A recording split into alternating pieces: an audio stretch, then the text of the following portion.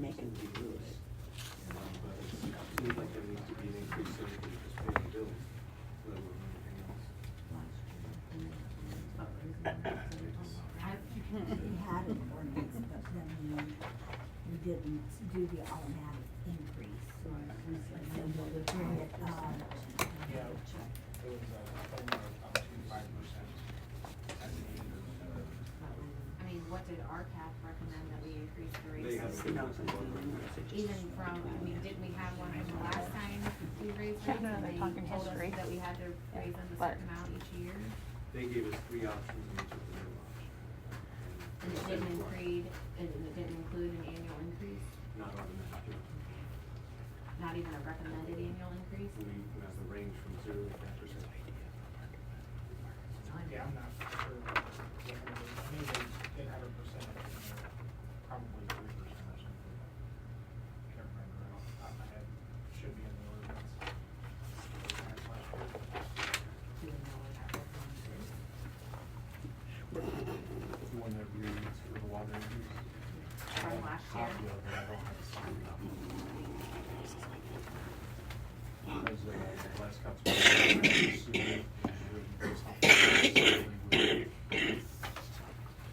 Well, can service then look at that and come up with a recommendation for our next council? Sure.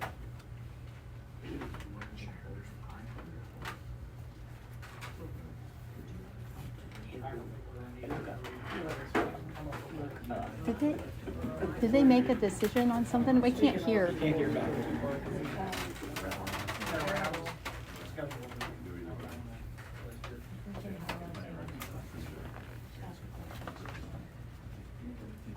Yes. This is going back before you started on the water thing. I just wanna know why this building is not handicap accessible. Good question. Something we'll work on. We don't have an automatic door opener or things like that. Mainly The time it was constructed, it wasn't required to. And those laws aren't retroactive. If there was a major renovation done, then you'd have to come and meet those things. Well, we did pour the like ramp up to the Yeah. door. We just don't have automatic door openers. But it's not required to meet those because it was constructed before those regulations came into effect. And the building code there's certain sections of it that will go retroactive, but I don't believe that's one of them. But that's no reason why you can't update on your own. No, Correct. Except for the cost and the money. Okay, we have a basic Oh, that's ordinance always that an we are issue. going to be What was the passing water on an district? emergency basis. They And this is passed it to issued the to service for committee to come up with a different recommendation. classes of employees. And, It's hard this- here. Do we have an ordinance number for that, Jay? It needs to be whichever one is next in line, and I want to say the last one passed was 27, the clerk would be in the office. yeah. I just put an asterisk when I try to get We it had in. one reading and one for the fiscal officer that lived outside. the Yeah, that building. was 26. Yeah, so this would be 24, 27. So we have one minute between. 28. Okay, I'm gonna have to cheat off you. an ordinance establishing pay So this is the pay scale? Yeah, they're just reading it for the first time, they just gave it. Oh, okay. Do you guys want to talk about the changes we made? Yeah, briefly, that would be great. Okay, so we already had the number 2 water and sewer operator of record, but we broke out if they were a combined water and sewer operator, that way they were both, that it wasn't limited to that same pay. We added the police lieutenant, we didn't have the lieutenant before, we added sergeant behind police officer, same pay as the police officer. I raised the rates on administrator, fiscal officer, chief, all to the same, I think it was 25, now it's 35. I think I bumped everything up like $5. And then the tax administrator, I put the minimum of $10.45, cause that's minimum wage, you can't make less than that. I think I bumped all the level 1 and 2s up by $2 an hour each. But the main thing that we really need to look at is the scheduled on-call time. I think the last ordinance said they might get paid 1 hour of overtime, but in practice, we've been doing 2 hours of overtime, so that's what I made it in here. And then I added this clause that if the employee is called multiple times within that 2 hour span, they receive compensation for their time on the job with a minimum paid time of 2 hours, not 2 hours per call. And then if the employee completes their task and has clocked out, and it's outside of that 2 hour minimum, and they're called back in for another job, then the clock restarts another 2 hours. So those are the main changes I made. And I did make it effective for January 1st. I don't know if we can do that retroactively, Andrew, but you didn't say anything about it. I'm sorry, The pay scale to make it retroactive to January 1st, because we already have people that are being compensated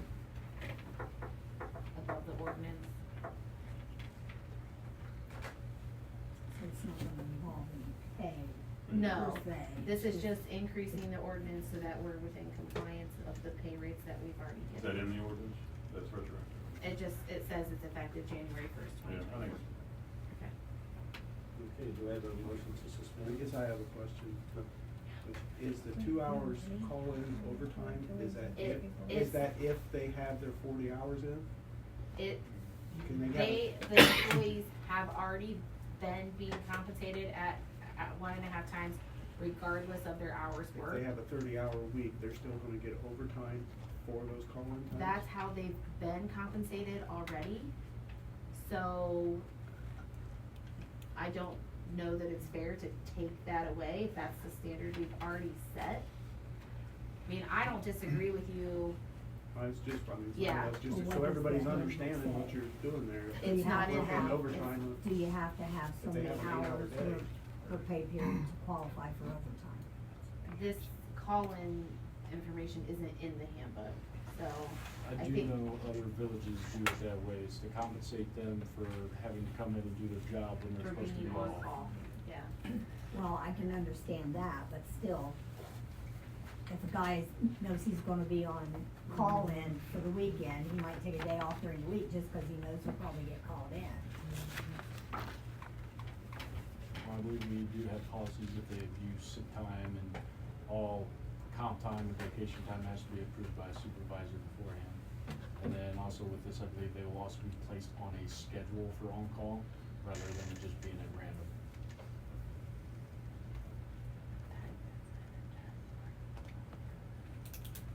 The prior policy stated they'd be compensated at 1.5 times if they got called in. They have been, for the last several years, being paid 1.5 times if they're called in. I didn't think it would be appropriate to repeal that when we've already been practicing it in action and in past ordinances. I mean, if we choose to do that, we can, but I think you're probably risking upsetting some employees, and I don't know if that's worth it for us. So, I was just questioning, what is considered overtime? Do they have to have 40 hours before it's considered overtime? the way this reads, it's 1.5 Of times. course, they're paid twice a month, so it's more than 40 hours. Well, yeah, the way this reads, it's 1.5 times if they get called in outside of their normal duty, regardless of hours worked. If they're called in after their day is done, it's 1.5. Right.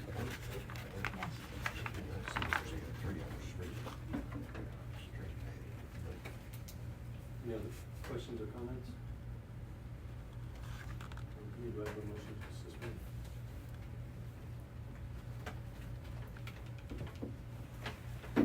And to be clear, this is just for scheduled on-call, so if it's unscheduled, like they're not on call, and they get called in, it says 3 hours of regular pay. That's what the ordinance was before, that's what it is now. So if we have one person on call and 2 people come in, one person is earning 1.5 and the other is earning 3 hours of pay at regular pay. Is that, okay. I'll suspend the rules. Okay, so like, I know Jay said that some, or 2 of them are gonna work for the festival. I got one.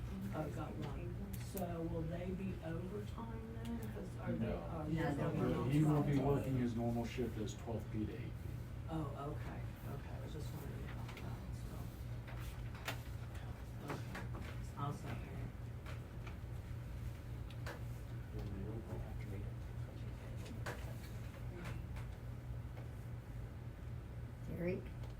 Yes. Susie? Yes. Mallory? Yes. Mary? Now, do I have a motion to vote on 2024-28? I'll make the motion. I'll second. Mary? Gary? Yes. Susie? Yes. Mallory? Yes. Just for the record, if it does become a problem, we can revisit this. Yep, they can redo the ordinance anytime. Let us know if it becomes a problem. Okay, and we have a second reading of ordinance 2024-26, an ordinance approving that the village fiscal officer may continue to reside outside the village of Forest, Ohio. That's reading number 2. Well, I'll make the motion.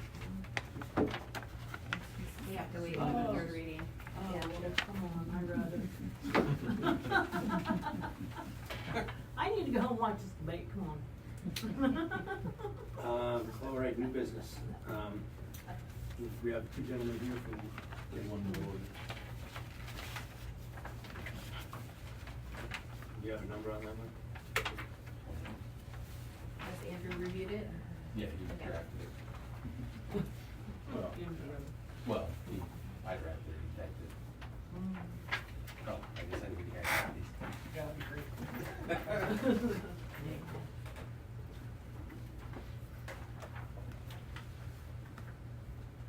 So we have an ordinance on the books from 1985 regarding auxiliary police officers.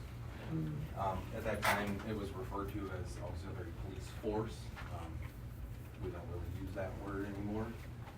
But basically, this it's just a revamping and modernization of auxiliary officers for the police department.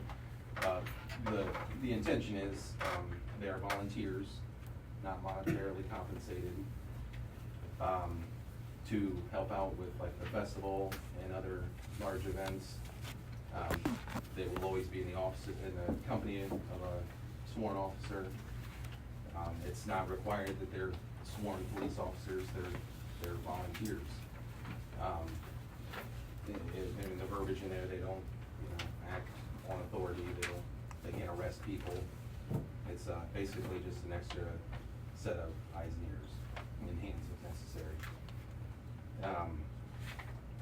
And anyone that, meets the criteria and wants to participate, they will do so full well knowing that there's no compensation and that they will sign a release of liability,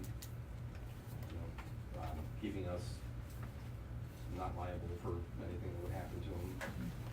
And that's gonna be like a notarized, affidavit, so to speak. So that's basically, it's essentially the same ordinance, I just modernized it a little bit. It's yours to read, and we do kinda ask that if we could suspend the rules and make it an emergency, so that we have this in place for the festival. And we do have quite a few people interested in it. So it was written as an emergency being, so that it can more easily be organized and implemented to serve the community, and I guess time is ticking because of the festival. I'll motion to suspend the rules. Second. And we're calling this one 2024-29.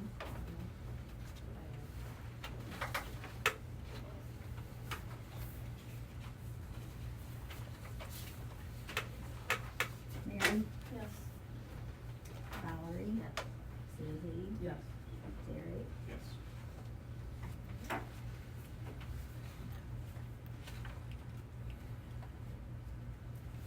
And we have a motion to vote on 2024-29.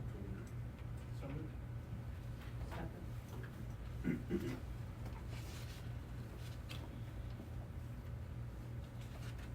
Mary? Yes. Derek? Yes. Susie? Yes. Val? Yep. Okay. Okay. 2024-29 is passed. On to new business, we have a couple of gentlemen from Westler Engineering here, as we come to a point where we need to make a decision on a contract for our wastewater treatment, which is being kind of enforced on us by the Ohio EPA. So we've got to do something, and folks at Westler have been very helpful to us, and something we're gonna have to do. Do you have questions for the gentleman? I had a couple questions.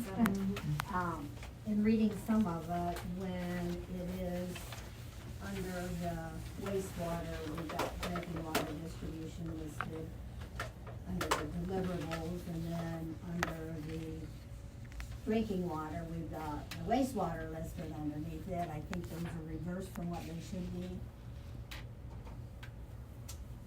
It's on the contract then. Contract. Yeah.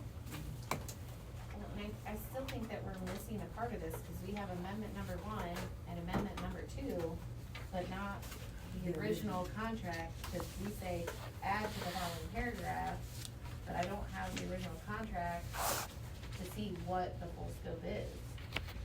I mean, we see the additions, but Yeah, the original contract was, we had a signed agreement back in February. It was a small number that I think fit within the authority of the administrator and mayor to sign off on. It was just really small to, I think under section 4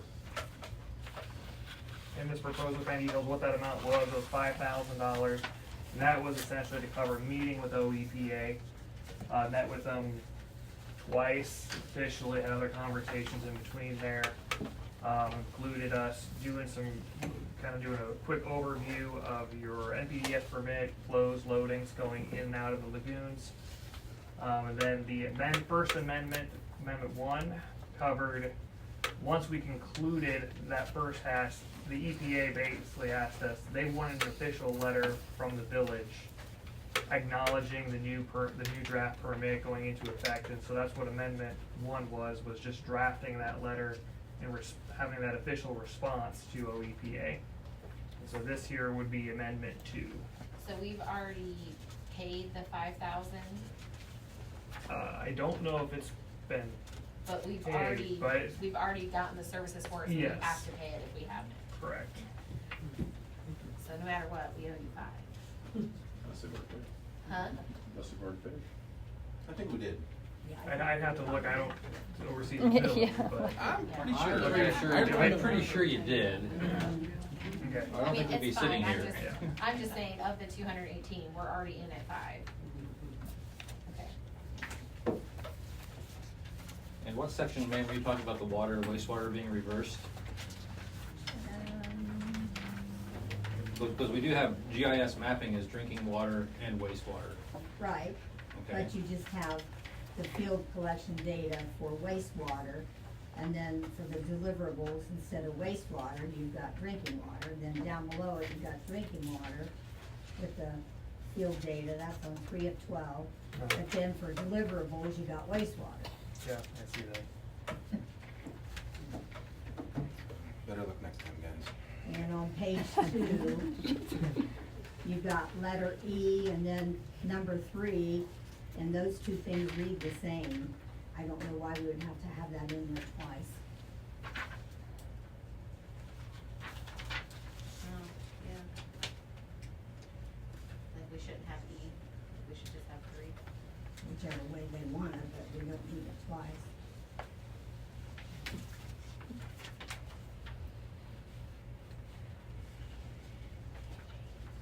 You see that And, on page 2? and I'm sorry, I'm stupid, what's the difference between the GIS and the GPS? The GPS would be like putting it on like. So GIS is global, Global graphic information. information system. It's the computer side of it. It's setting up the digital mapping, creating the templates for the village, the data that you want to track inside the digital mapping. The GPS is the positioning system. It's actually going out into the field, collecting the locations and shooting in graphical points.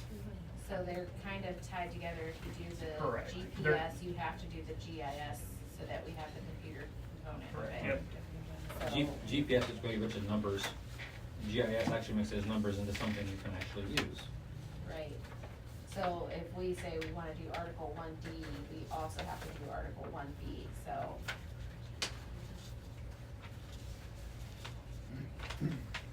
They kind of pair together. You Correct, can't really yep. have one without the other. And then you also have to have the 5,000 because otherwise we won't know how to read it. Yep.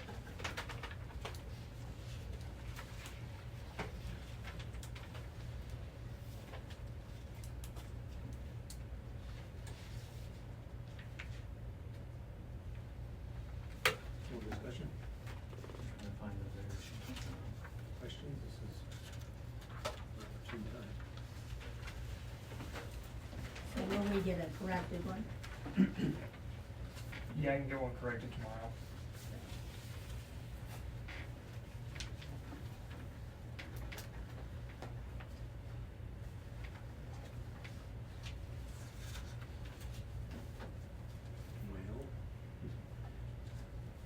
Well, This is all over a 5-year period. Yes. Yes. So we just do like a first reading on it? Well, and this is- If we need to, we can change it next time to emergency. And this this, technically is not an ordinance, it's just an agreement. Yeah, right. we would have to bid it out, right? And still- Well, I think we have to build up, I thought they said we had to bid out the engineering part of it, technically. I mean, you said a lot of villages waive it, if our solicitor's okay with it, Correct. it can be waived, but per ORC, we're supposed to bid it out. I think that's good. I'll look into it.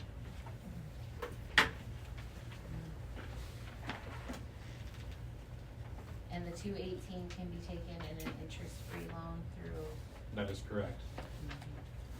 That's what I was gonna talk to you about too, so.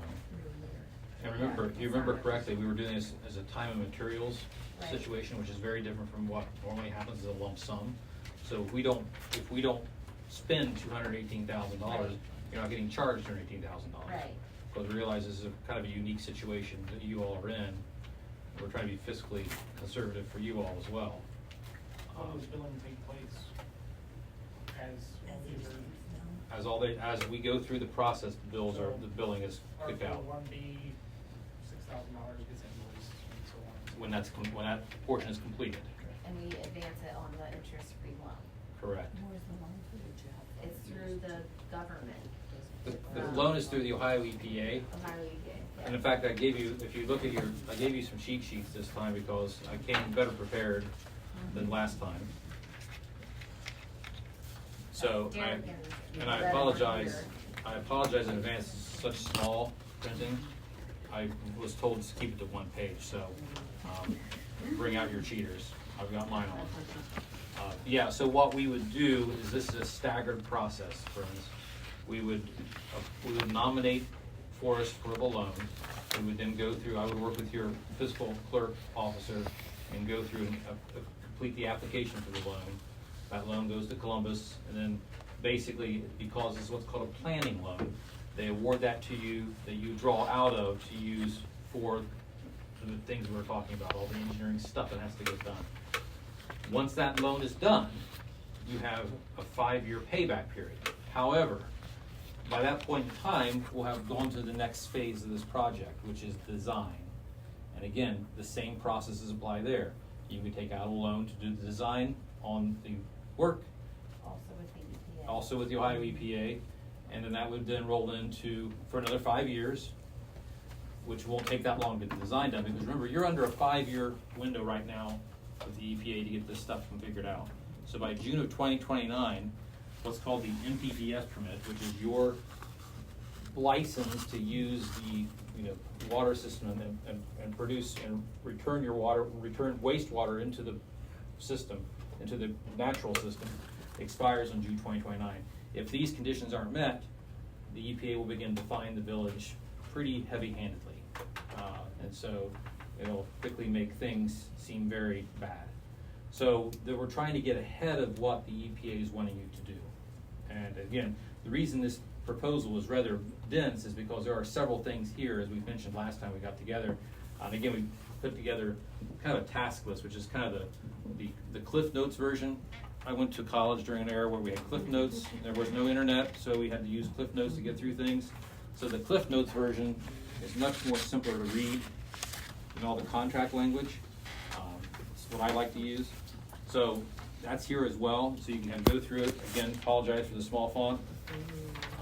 I get paid by the optometrist visit.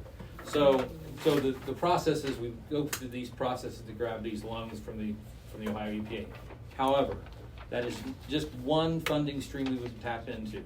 Once we get to a certain point in this process, we would open ourselves up to looking at CDBG block grants, looking at things like Ohio Public Water System grants, things through the Army Corps of Engineers, things through the OPWC, things through H2 Ohio. All those have grant streams that we would be able to tap into.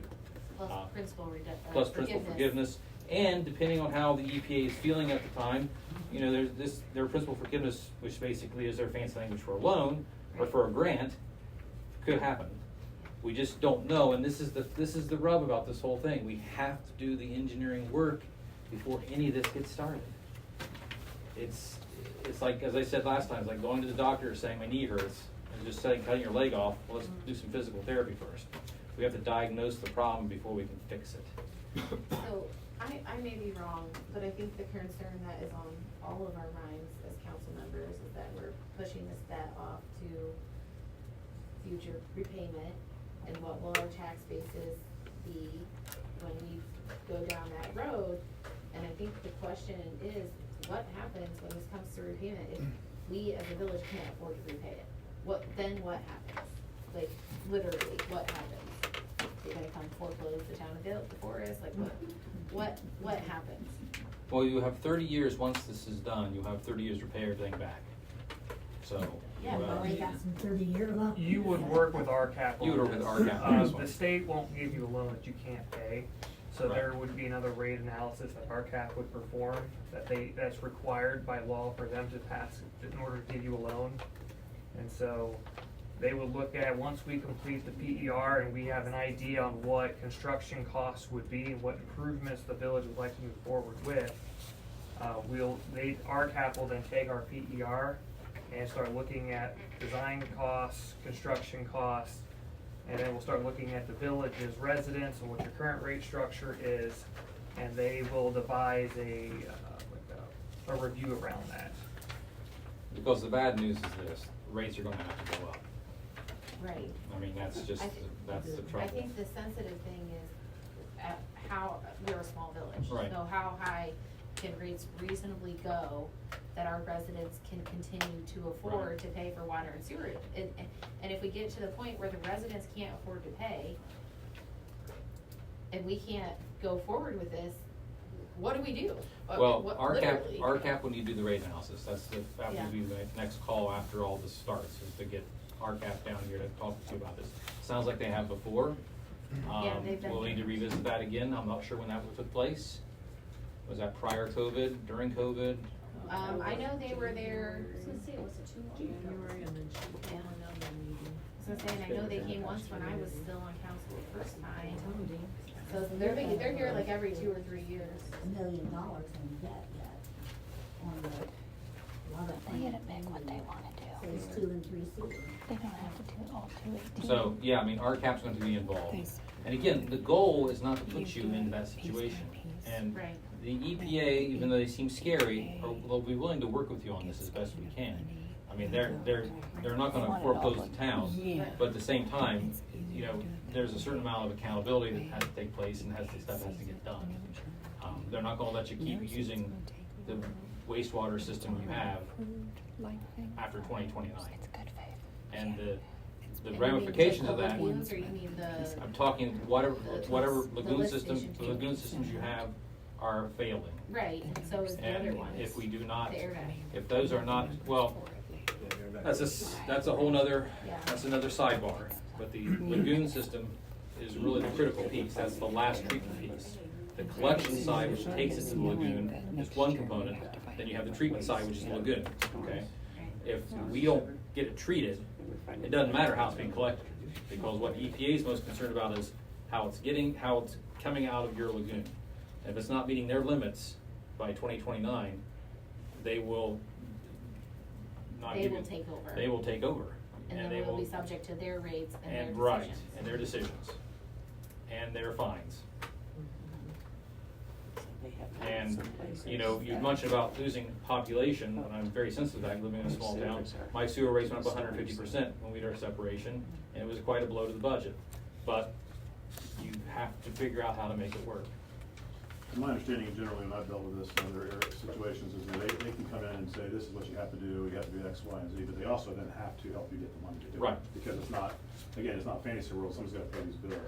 And you're talking about what happens if you can't pay, I mean, they foreclose, no, you go into fiscal emergency, and then the auditors come in and take very close control of things, and it's not something you wanna be into, but they don't close this village down. That's not how that works, but they can come in and be very strict. and But they can control- come in and just like raise our rates and. Control the budget and Yeah. oversee, and it's. It's like having an IRS audit. Right, yeah, I mean. You have I- people who control your town and you can't do anything. Yeah, I mean, I. I know mean, that Patterson really went close, through I it know. too, and Yeah. we, Yeah. You know, I'm just saying. They'll just figure out, and then what they're gonna do in their own way, they think they're being helpful, and I guess they are, but they're gonna try to figure out half out of your fiscal problem. That's how it's gonna go. I mean, but no, they can't say, okay, force to close, everybody leave. Well, That's yeah, not- I know they're not, I was being facetious when I said that. I know they're not gonna come rip us out. But the bottom line is, if But- they're gonna make you jump through these ridiculous hoops, they gotta help you do that. And that's kinda how it works. Yeah, that's exactly how it works. And we're here to try to help figure out how to jump through the hoops with it. I mean, that's my little goal in all of this, is to make sure you get through this without losing too much sanity. But at the end of the day, even if we do all of this, this doesn't address our issues with the airback station. We have that in the PER to evaluate as well. PER, preliminary injury report, Yeah, the diagnosis of the problem. So, And that's where we owe a lot of money, phase 2, 3, and 4. Yet, we have 0% interest loans on that, but we Right. still owe a lot. Right, And those on came from the OWDA. okay. The Ohio Water Development Authority. It's like alphabet soup trying to keep track of all these numbers. I mean, so I try to use cheat sheets as much as I can, because I can't. So yeah, we would, all those things have to be considered, my friends, as we walk forward with this. You know, my concerns echo yours. You don't want to raise rates to the point where you can't afford to live here. But at the same time, you know, That planning will be necessary to get grants right. and proceed with funding a change in the Right. delivery system. And we've seen a lot, you know, there's something called the program management plan. It's through there's a lot of initials. I'll spare you the details. But we're seeing a lot more grant funding, if you'll call it that, through the Ohio EPA, the principal forgiveness, than we've seen before. There's a lot of more money coming down the pipeline, no pun intended, to help with this. So but again, we have to get you guys out ahead of it. Eric, if they show a good faith and that makes it easier to get grants, am I correct? It does. They would much rather see you being proactive and saying, yes, we're trying, we're raising the rates, it's not comfortable for anybody in this room to do that. We've addressed, we've not done the greatest things in the past perhaps, we've addressed that. We're working with, 2 loons from Bluffton who are engineers, to try to figure out how to get this done. We understand that, the EPA is gonna be a little bit less cracking the whip on you. I mean, we've already kind of walked through that little baptism of fire already with this permit this first time, because your permit had expired. And I don't know, and based on what Ben saw, more specifically, because he's the technical guy, the permit they were going to get ready to issue was going to be basically impossible to meet. So we were able to at least get you to this point where you've got 4.5 more years now to figure out how to solve the problem and fix what you've got. I know. So, and that's the thing about, you mentioned about going out for bid and timing. The clock's ticking. And and I don't wanna sound like a salesy kinda guy, even though it's technically my job. The clock is ticking, and the more you prolong that process to get started, the less time there is to address the issue. Because right now, construction, on my little timeline I gave you, we're talking 18 months worth of construction, we're not even sure what we're constructing yet. Right. And the sooner, and again, the sooner we can get those decisions made, the better off it's gonna be. Right, and for the benefit of Derek and Loretta, who weren't here last meeting, they did say that some grants require you to bid it out to be eligible, but none of the ones that we would be receiving for these projects required that bid process. So we can choose to take the risk of not bidding it out, but it's not exactly following the ordinance. Until they started the actual. The actual work of construction the- has to Right, be right, bid. oh yeah, Yeah. construction we bid it out. Yeah, but the engineering phase, to get some of the grants, we don't have, it's not an eligibility requirement that we have bid it out. It's based on a qualifications versus a cost-based analysis. Right. So that's the difference, whereas a construction bid is usually based on costs. Qualifications, are these guys really good engineers, is more of the question here. See, if we can push this out 5 years, we would have these two paid off and then the others paid off. Because we don't have to pay it back in 5 years. Well, if we don't have to start this Right, in 5 years. the repayment, right, and it's at 0%. But remember, if the five, I hear what you're saying. can roll it into You the roll, next you're phase. rolling this all in. Yeah. If you've ever built a house, it's kinda like having you buy your land on one loan, then you have a construction loan. I'm talking about the loans that we already. Okay, I'm Right. sorry, gotcha, Right, but gotcha. the 218 that we finance at 0% doesn't necessarily have to be paid back in 5 years. Right. Because we'll roll it into the construction phase. But what I and we was can just saying keep- is, we Yeah, we'll don't have have, to start construction with this kind of stuff right, until Gotcha. we Right, would have this exactly. stuff paid Gotcha, off. I'm following now, my friend, exactly, gotcha. Yep, I'm following you. yeah. Yeah, I mean, not a lot easier better, to but a follow. little better, yeah, a little, yeah. Yeah, it's like eating an elephant, one bite at a time. Andrew, what's your opinion on getting it out? Well, like I said, I would wanna look into that a little bit, and of course, I haven't laid my eyes on the contract at all, it hasn't been provided to me, so I don't know anything about what the real verbiage says, so I would need some time to digest, if you want my opinion on it, obviously. You have 2 copies of it? Yeah. Would you prefer us getting a clean copy, though, before we give that to the solicitor? And by the way, can we hire you for proofreading? Yeah, I Be would- able to catch it. If you guys can, that probably makes sense, right, I mean. Yeah, Again, this is not a bidding qualification, this is I know. Right. yeah, so. right. So, yeah, I think it does, I mean, it does make sense to have our solicitor review the contract before we enter into any agreements on this. I would encourage that. Yeah. But we're Um, not gonna, uh-huh. we're not gonna go out to bid on it. Well, he wants to review it before he Right. makes that decision. If we should bid on accepting their contract. Like if we should bid it to other engineers or accept this contract and move forward without bidding. Well, That's- remember, again, I'm starting to sound like a lawyer myself, we're not bidding anything here, we're looking at qualifications. Right, the based. qualification, yeah. Yeah, right. sorry, I Yeah, know yes. that's semantics. I know, But it's yes. critical that if we're on the record here, that we're understanding that's what that means. Yeah, it's not bidding, it's. Qualifications based. Yes. Oh, the question was asked me if we are allowed to not bid it, and I'll have to look into that a little Not bit. qualified. Not, yeah, To not qualify. qualified. I'm sorry. Not get multiple people putting their. Their hats in the engineering ring. sense in, yes. And then I just wanna see what it says, so obviously. Yeah, that's fine. I'd like to see a clean copy, if I could. Do we have your email, I sir? can get it. And if you could get a copy of the original agreement that we already signed too, since these are amendments to that agreement. I know you said we signed it in February, but I'm sure he'll want that.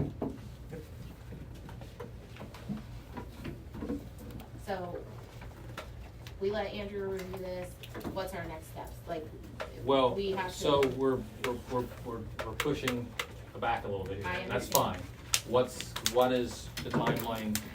The next, well, the next hearing is supposed to be in 2 weeks, but I know that we may be making it 3 because of festival.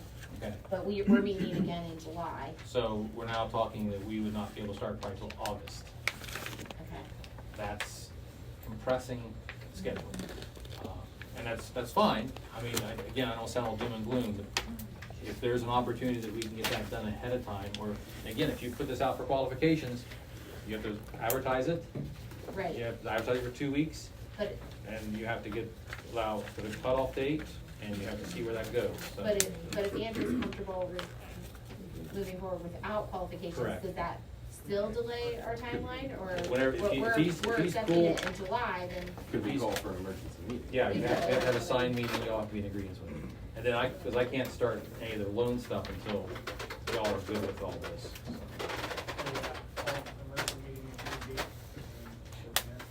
Yeah, I mean, yeah. It'd take 10 minutes.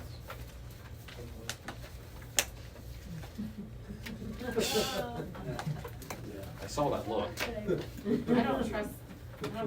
You don't trust the emergency meetings? I don't trust these 10-minute time frames. Okay. And again, we're right down the road. So, as long as it's not in construction or closed. So, I know that Route 30 is being a pest right now. So, old Route 30's wide open. I know. So, we will, we'll wait for, our solicitor to review, and when we get word from him, we'll call an emergency meeting and vote. And just let us know, not a problem. Okay. Okay, good, perfect, awesome. Are there, and again, if you need me to walk, I could walk through this again 1,000 times over, but you can read. You can walk it through for Derek and Loretta who missed the last meeting. I'm good, I got the cliff notes. No, trust me, this is, yeah. I wish we could make contracts this easy. Loretta probably read it right now. No cliff notes? No cliff I'm notes. good. He gave them, no, not last week, or last time. It was not a Cliff Note version. What's your last name? Yes, you did. That is true. Okay. Anything else, sir? I knew she was stubborn. I think we're good. Thank you. Appreciate it. Keep our minds We're- sharp. We're okay, we're good. Okay. Yeah. Well, speaking of the next meeting, July 18th, scheduled meeting, and then we'll most definitely call an emergency meeting before that to get the contract wording.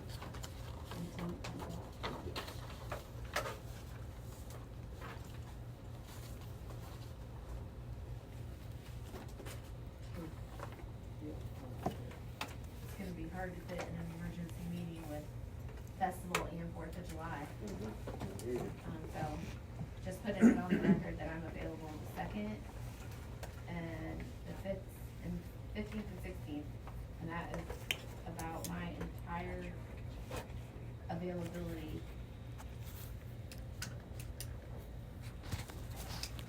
Sorry. That's only 3 days more to the meeting. I know, that's what I was Might as well do saying, it at yeah. a regular meeting. Yeah. Okay, Brenda has finished her probationary period, so we need to, address the salary increase for that. I forget what you said.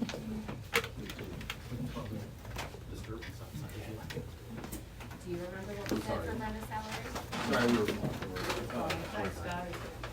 You're welcome, no worries.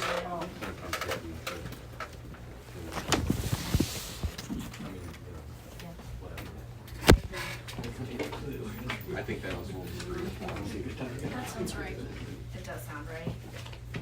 Sound right to you? That's what I thought too.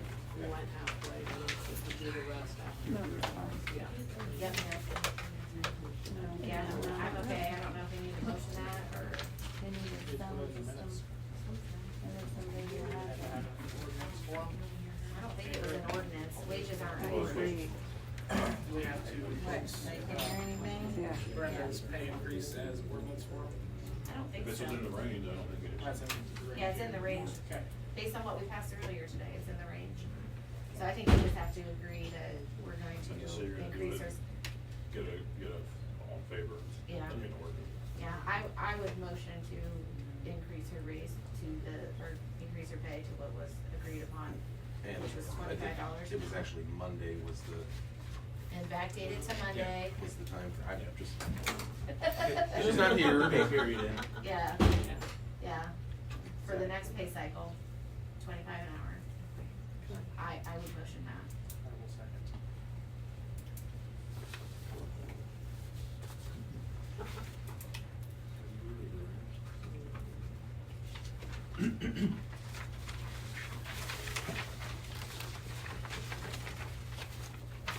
Yuri? Yes. Gary? Yes. Susie? Yes. Val? Yes. Okay.